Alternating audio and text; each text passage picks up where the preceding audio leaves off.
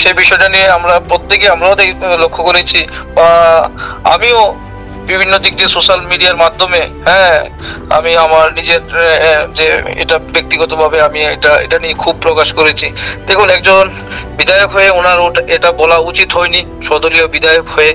হ্যাঁ, কারণ প্রতিমা ভৌমিক এবং বিশেষ করে মুক্তির মহানায়ক আমাদের বিপ্লব কুমার দেবজি, তারা আমাদেরকে এই যে 25 বছরের বাম অপশাসন, সেই অপশাসন থেকে তারা আমাদেরকে মুক্তি দিয়েছে। হ্যাঁ, যার নেতৃত্বে আমাদের প্রাক্তন মুখ্যমন্ত্রী তথা বর্তমান সাংসদ বিপ্লব কুমার দেব মহোদয়ের নেতৃত্বে আমরা সেই বাম অপশাসন থেকে মুক্তি পেয়েছি, এবং ওনাদের অনেক অবদান রয়েছে।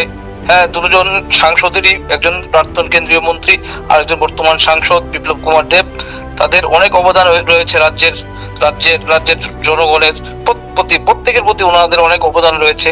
ওনারা অনেক কাজ করেছেন, অনেক চেষ্টা করেছেন, হ্যাঁ, অনেক কিছু করেছেন রাজ্যের জন্য।